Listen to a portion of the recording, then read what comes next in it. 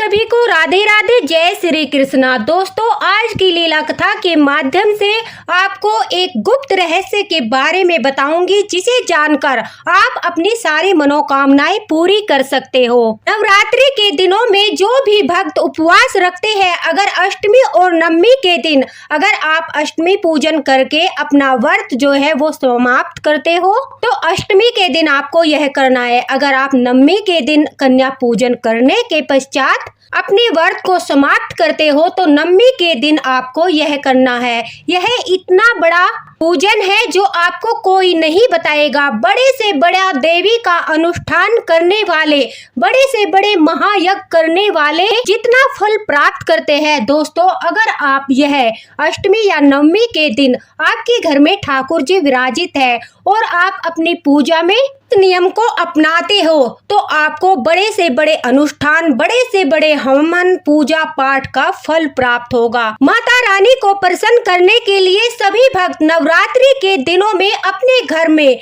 बड़े से बड़ा पूजा पाठ कराते हैं, सप्तशती के पाठ कराते हैं, रोजाना हवन कराते हैं और नवमी के दिन माता रानी को प्रसन्न करने के लिए महायज्ञ किया जाता है। अगर आप अष्टमी और नवमी के दिन घर पर यह छोटा सा उपाय करोगे, तो आपको उस महायज्ञ का भी फल प्राप्त होगा। माता रानी तुरंत प्रसन्न हो जाएगी और एक झटके में ही वो आपकी सारी मनोकामनाएं पूरी कर देगी। आपको वो सभी मनोकामना पूर्ण करने का आशीर्वाद देगी। माता रानी से आप जो भी प्रार्थना करोगे, जो भी आपकी मनोकामना है, यह करने से आपकी मनोकामना पूरी हो जाएगी। आपके नवरात्रि के व्रत में 9 दिनों तक आपसे अगर कोई भूल चूक हो जाती है, जाने अनजाने में कोई अपराध बन जाता है, पूजा पाठ में कोई गलती हो जाती है, जाने अनजाने में मुंह से अपशब्द निकल जाते हैं, किसी का दिल आपसे दुख जाता है, या फिर आपसे पूजा पाठ में अखंड ज्योत जलाने में किसी भी प्रकार की कोई भी गलती हो जाती है,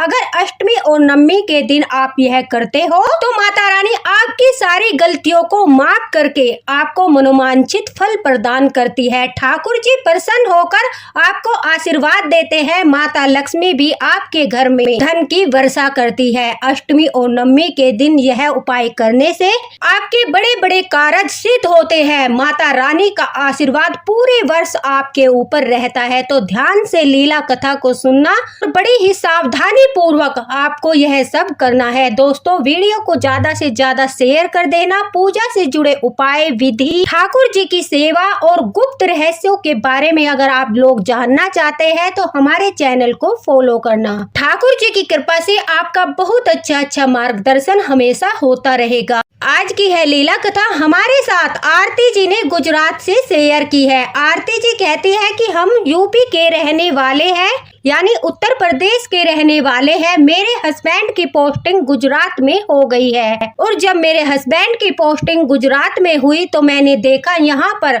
माता रानी की बड़ी विधि विधान के साथ, बड़े ही प्रेम के साथ नवरात्रि का पर्व मनाया जाता है। मैं एक लड्डू गोपाल भक्त हूँ, लड्डू गोपाल की भी सेवा करती हूँ, लेकिन मैं हमेशा नवरात्रि की अखंड ज्योत जलाती हूँ, नवरात्रि के व्रत रखती हूँ, और अपने लड्डू गोपाल के साथ साथ नवरात्रि के दिनों में माता रानी की भी पूजा पाठ बड़ी विधि और विधान से करती हूँ। आरती जी कहती है कि जब मैं गुजरात आई, तो यहाँ आकर मैंने देखा नवरात्रि के दिनों में लोग बड़ी श्रद्धा के साथ 9 के 9 दिन माता रानी की पूजा पाठ करते हैं, जगराता करवाते हैं, कीर्तन करवाते हैं। घर में पंडितों के द्वारा माता रानी का अनुष्ठान करके यज्ञ हवन किया जाता है। जब मैंने मेरे पास में रहने वाली एक महिला से इस बारे में पूछा, तो उन्होंने बताया कि नव दुर्गा अनुष्ठान कराने से, यज्ञ हवन कराने से हमें माता रानी का आशीर्वाद प्राप्त होता है। अगर हम अपने घर में 9 के 9 दिन हवन कराते हैं, सप्तशती के पाठ कराते हैं, जगराता कराते हैं, कीर्तन कराते हैं, तो माता रानी उससे प्रसन्न होती है और हमें सुख समृद्धि का आशीर्वाद देती है। इस भी भक्त की जो मनोकामना होती है, अक्सर ऐसा देखा गया है, नवरात्रि के पश्चात उसकी मनोकामना पूरी हो जाती है। आरती जी कहती है कि उनका भी मन सभी को देखकर माता रानी का बड़े से बड़े अनुष्ठान कराने का हो रहा था। घर में हवन इत्यादि कराने का मन था, वो जगराता भी कराना चाहती थी, लेकिन उनके पति की पोस्टिंग अचानक से गुजरात हो गई और इस दौरान वह कहती है कि इस महीने उनका हाथ थोड़ा टाइट था।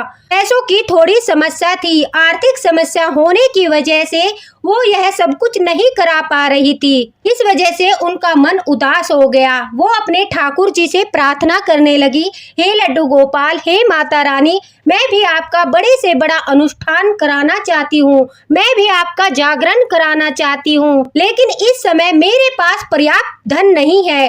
कृपा करके कोई ऐसा उपाय बताइए कि आप प्रसन्न हो जाओ और उससे मेरी जो भी मनोकामना है वो पूरी हो जाए। आपका आशीर्वाद मुझे भी मिल जाए, मैं आपके आशीर्वाद से वंचित ना रहूं। आरती जी कहती है, जब उन्होंने माता रानी से ठाकुर जी से इस प्रकार से प्रार्थना की तो हमारे ठाकुर जी बड़े ही लीलाधर है। वो अपने भक्तों का मार्गदर्शन अवश्य ही करते हैं। आरती जी कहती है कि तीसरा नवरात्रा था। मैं अपने पास में ही एक सखी के घर माता रानी के कीर्तन भजन में गई थी। वहाँ पर मैंने देखा पंडितों के द्वारा सप्तशती के पाठ किए जा रहे थे। माता रानी का जोरों शोरों से स्वागत हो रहा था। बड़े बड़े हवन अनुष्ठान हो रहा था। मुझे ऐसा लग रहा था जैसे कि माता रानी मेरी उस सखी से प्रसन्न होकर उसे भरपूर आशीर्वाद प्रदान करेगी, उसकी हर मनोकामना पूरी करेगी। लेकिन पैसों की तंगी की वजह से मैं ये सब नहीं करा पाऊंगी, यह सोचकर मेरा मन भी उदास हो रहा था। मेरी गोदी में मेरे ठाकुर जी थे, मेरे लड्डू गोपाल थे। मैं उनको अपने साथ लेकर गई थी। अब मैं उनकी तरफ देखकर थोड़ा उदास हो गई। आरती जी कहती है, तभी अचानक से एक मैया मेरे पास आई और ठाकुर जी को देखकर मुस्कुराने लगी। उन्होंने कहा कि तुम्हारा लल्ला बहुत ही प्यारा है, कितनी सुंदर छवि है, और प्रेम के साथ लल्ला को, लड्डू गोपाल को अपनी गोदी में उठा लिया। उनके मुख की सुंदर छवि को देखकर वो मैया उन पर बलिहारी जा रही थी। उन्हें इतना प्रसन्न देखकर मैंने उनसे पूछा कि मैया, आप भी माता रानी का इसी प्रकार से अनुष्ठान कराती हो, कीर्तन भजन कराती हो? क्या यहाँ पर सभी लोग इतनी ही धूमधाम से माता रानी का स्वागत करते हैं? इसका मतलब यह है कि हम आराम से जो पूजा पाठ करते हैं, घर में ही करते हैं, उससे हमें इतना फल प्राप्त नहीं होता। अगर हम इस प्रकार से अनुष्ठान कराते हैं, मैया रानी का धूमधाम से उनका स्वागत करते हैं, तभी हमारी मनोकामना पूरी होती है। तो वो मैया मुस्कुराती है और कहती है कि किसने कहा माता रानी जो है अनुष्ठान कराने से या घमन कराने से प्रसन्न होती है? मैं तुम्हें एक गुप्त रहस्य बताती हूँ। अगर तुम उस विधि के द्वारा माता रानी का अपने घर में छोटा सा भी हवन करोगे, अष्टमी या नवमी के दिन यह उपाय करोगे, तो बड़े से बड़े अनुष्ठान का फल तुम्हें प्राप्त होगा, बड़े से बड़े यज्ञ हवन का फल तुम्हें प्राप्त होगा, और जो भी तुम्हारी मनोकामना है वो पूरी हो जाएगी। यह बात सुनकर आरती जी कहती है, मैं बहुत प्रसन्न हो गई और मुझे लग रहा था मेरे लड्डू गोपाल ने, मेरे ठाकुर जी ने उन मैया को मुझसे मिलाया है, क्योंकि मैं उदास हो रही थी। मैया के द्वारा मेरा मार्गदर्शन हुआ।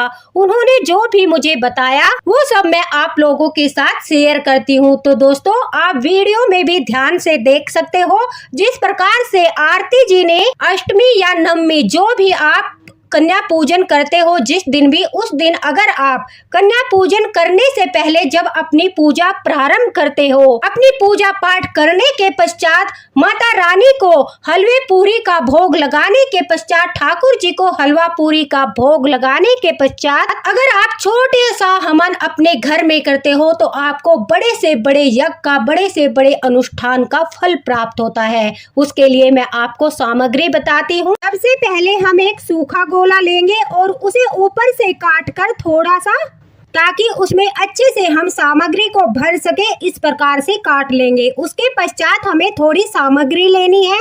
पूजा की जलाने वाली हमें कपूर लेनी है, थोड़े से हमें चावल लेने हैं और थोड़े से हमें काले तिल लेने हैं, थोड़ा सा लोहान, गूगल, चीनी, घी गरम करके जो हम अपने संपूर्ण आहुति में डालेंगे, उसके लिए हमें अपना घी गरम करके रखना है। साथ ही साथ हमें लौंग लेनी है, इलायची लेनी है, थोड़ी सी हमें चीनी लेनी है, एक हमें पतासा लेना है और हमें थोड़ा सा छोटा सा गंगा जल मिलाकर एक पात्र जल से भर लेना है।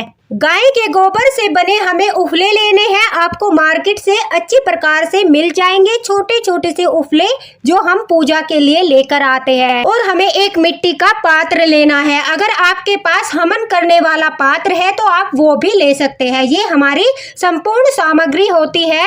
अपने नवरात्रि के व्रत पूरा करने के पश्चात जब हम माता रानी को, ठाकुर जी को संपूर्ण आहुति देते हैं, उसके लिए ये संपूर्ण सामग्री होती है, जिससे हमें बड़े से बड़े यज्ञ का फल प्राप्त होता है। दोस्तों, उसके पश्चात हम सामग्री में इन सभी चीजों को मिलाकर, जो हमने चीनी, चावल, गूगल, लोहान, तिल इत्यादि रखे हैं, उन सब को सामग्री में अच्छे से मिलाकर, सामग्री में थोड़ा सा घी डालकर अच्छे से मिला लेते हैं। उसके पश्चात तो हमने सूखा गोला काटा था, उसे अच्छे से दबा दबा कर सामग्री से भर लेते हैं। गोले को भरने के पश्चात उसमें एक लौंग का जोड़ा ऊपर से रखकर और पतासे को रखकर अपने गोले को बंद कर देते हैं। रक्षा सूत्र से, कलावे से अच्छी तरह से लपेटकर, ताकि वह खुले ना, इस तरह से लपेटकर अपने गोले को तैयार कर लेना है। बची हुई सामग्री को संपूर्ण आहुति के लिए साइड में रख लेना है। उसके पश्चात हमें अपने मिट्टी के पात्र में, या फिर जो हमारे पास हवन का पात्र है, उस पात्र में सिंदूर से या तो सात्विक बना लीजिए या फिर कोई फूल बना लीजिए। बनाने के पश्चात लौंग का जोड़ा रखकर गाय के उफलों से बनी अंगारी को रखना है। देखिए, ये संपूर्ण आहुति है, इसलिए मैं आज नहीं जला सकती, आपको सिर्फ बता रही हूँ। आप उस दिन जो ये उफले हैं, इनकी अंगारी बनाकर इन्हें जलाकर ही आपको पात्र में रखना है। उसके पश्चात 10-12 कपूर आपको जो है अंगारी के ऊपर डालनी है और उन अंगारी को और कपूर को जला देना है। घी डालने के कारण अंगारी अच्छे से जलने लगेगी। उसके पश्चात हमें अपने गोले की संपूर्ण आहुति माता रानी को प्रदान करनी है। ठाकुर जी को और माता रानी को अपने उस भरे हुए गोले की हम आहुति देते हैं। ओम ऐं ह्रीं क्लीं चामुंडाय विच्चे नमो नमः स्वाहा, ओम दुर्गाय नमः स्वाहा, इस प्रकार से बोलकर हम जो है उस आहुति को माता रानी को देते हैं। ओम नमो भगवते वासुदेवाय नमः, इस प्रकार से ठाकुर जी का नाम भी लेते हैं। गोले की आहुति देने के पश्चात हम ऊपर से 11 आहुति माता रानी के लिए सभी माताओं का नाम लेकर ओम शैलपुत्री दुर्गाय नमः, ओम ब्रह्मचारिणी दुर्गाय नमः, ओम चंद्रघंटा दुर्गाय नमः, इस प्रकार से 9 देवियों के नाम लेकर हम जो है 11 आहुति देते हैं, जो हमारी बची हुई सामग्री थी उससे। उसके पश्चात 11 आहुति हम अपने ठाकुर जी के नाम की ओम नमो भगवते वासुदेवाय नमः स्वाहा, इस प्रकार से हम 11 आहुति ठाकुर जी के लिए देते हैं। जो हम हलवा पूरी का भोग माता रानी को लगाते हैं, उसमें से एक पूरी पर हलवा रखकर उस पूरी की आहुति भी हम माता रानी को उस हवन में देते हैं। ये हमारे नवरात्रों की संपूर्ण आहुति होती है और इससे माता रानी बहुत जल्दी प्रसन्न होती है। उसके पश्चात माता रानी की पूजा आरती करने के पश्चात जो श्रृंगार है उसे उठाकर हम नारियल के साथ या तो कन्याओं को दे सकते हैं। अगर श्रृंगार इस प्रकार का है कि हम सुहागिन को दे सकते हैं, तो हम सुहागिनों को भी वो श्रृंगार बांट सकते हैं और कुछ श्रृंगार अपने पास रख सकते हैं। जो हमारा अखंड दिया जल रहा है उसमें आपको और तेल या घी नहीं डालना है, वो जब तक माता रानी की इच्छा है तब तक जलने दिया जाएगा। इस प्रकार से अगर नवमी या अष्टमी के दिन जो भी आपके घर में कन्या पूजन होता है, उस दिन इस विधि के द्वारा आप संपूर्ण आहुति माता रानी को प्रदान करते हो, ठाकुर जी को प्रदान करते हो, तो आपको बड़े से बड़े अनुष्ठान का, बड़े से बड़े यज्ञ का फल प्राप्त होता है। आपकी जो भी मनोकामना है वो माता रानी के सामने बोलिए, हाथ जोड़कर प्रार्थना कीजिए, ठाकुर जी के सामने बोलिए और देखना, मेरा पूरा विश्वास है कुछ ही समय के पश्चात आपकी वो मनोकामना पूरी हो जाएगी। जो भी भूल चूक आपसे हुई है नवरात्रि के दिनों में, जाने अनजाने में जो भी भूल आपसे हुई है, उन सब का पश्चाताप भी हो जाता है। माता रानी आपसे नाराज नहीं होती और आपको मनोवांछित फल प्रदान करती है।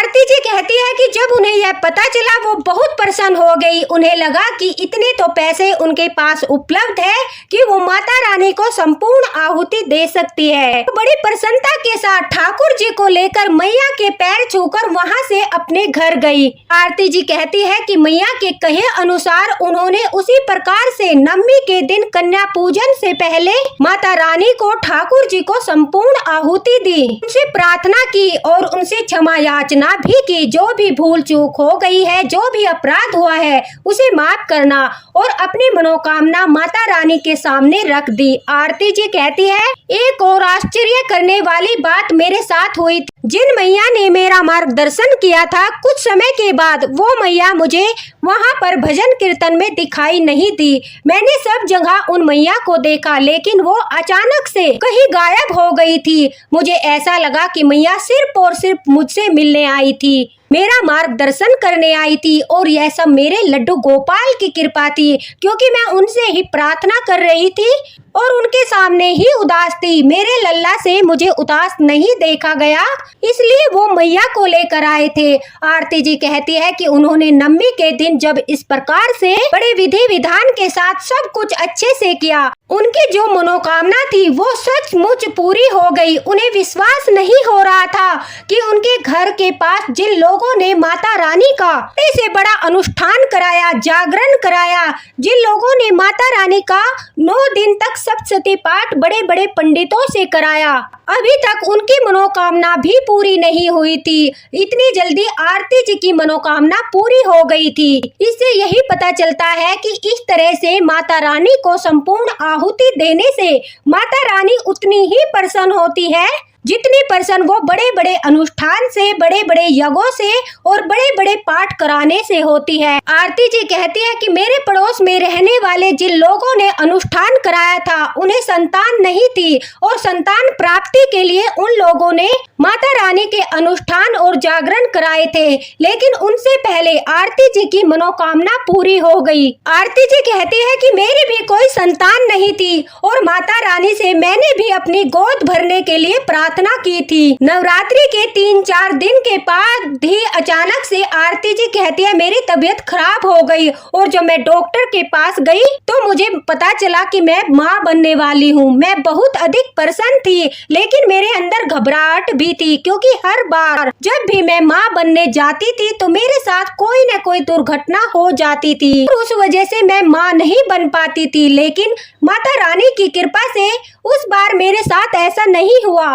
पूरे आराम से बिना किसी परेशानी के मैंने एक बेटी को जन्म दिया, मेरे घर में एक कन्या का जन्म हुआ। यह सब माता रानी का आशीर्वाद था, यह सब मेरे ठाकुर जी का आशीर्वाद था। और जिन लोगों ने माता रानी का बड़े से बड़ा अनुष्ठान कराया था, बड़ी से बड़ी पूजा और हवन कराई थी, उनके घर भी मेरी बेटी के जन्म के 3 महीने के पश्चात एक बेटी का जन्म हुआ।